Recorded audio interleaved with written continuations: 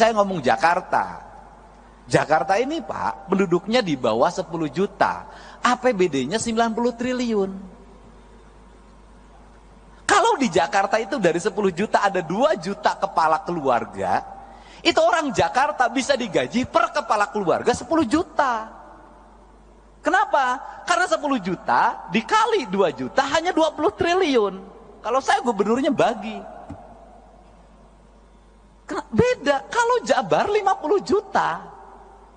Nah, untuk itu, apa sih yang mesti kita lakukan hari ini? Mari kita bersama-sama melakukan telaah terhadap ini semua untuk kepentingan bangsa. Agar apa? Agar ke depan bangsa kita terus mengalami peningkatan sumber daya manusia. Anggota DPRD DKI Jakarta Dwi Rio Sambodo merespons pernyataan Dedi. Ia menilai pernyataan tersebut menunjukkan ketidakpahaman Dedi terhadap fungsi dasar anggaran pendapatan dan belanja daerah atau APBD. Menurutnya, APBD berbeda dengan bantuan sosial. Mohon maaf, tapi di situ beliau salah hitung. Karena kalau 10 juta kali 2 juta, jadi kalau 2 triliun, 20 triliun sebulan, berarti kalau mau digaji 10 juta per bulan kan jadinya 240 triliun. Assalamualaikum warahmatullahi wabarakatuh. Bukan omon-omon.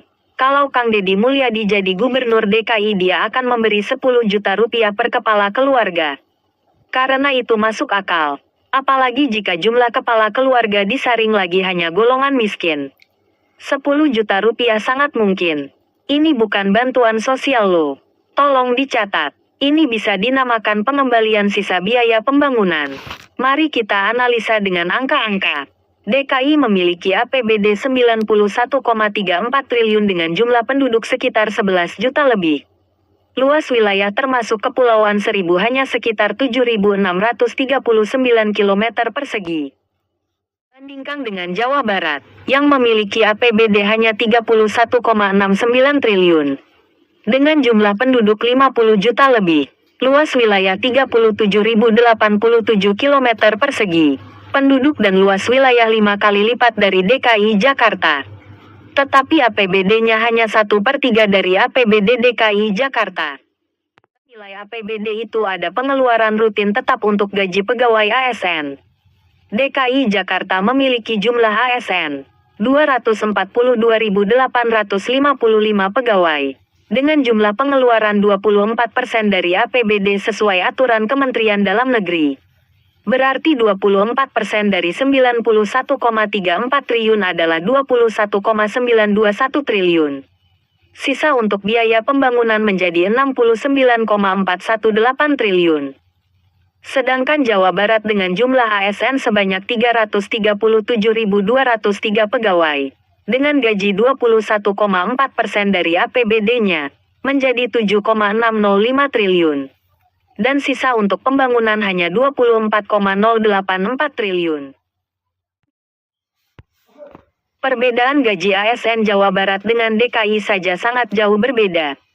Per pegawai per tahun, walaupun ada standar gaji yang dikeluarkan pemerintah. Kok bisa ya?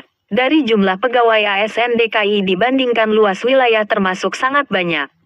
Yaitu 252.855 pegawai. Sedang Jawa Barat hanya 337.203 pegawai. Yang secara logika luas wilayah, harusnya 5 kali lipat dari jumlah ASN DKI. Semua data ini valid dari website Pemda DKI dan Pemda Jawa Barat.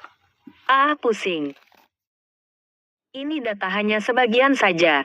Kalau mau dipaparkan semua, wah. Tambahan jomplang, data jumlah penduduk miskin, data jumlah pelajar, data jumlah anak balita dan lain-lain. Yang mana DKI jauh lebih sedikit dibanding Jawa Barat. Tapi APBD-nya jauh lebih banyak.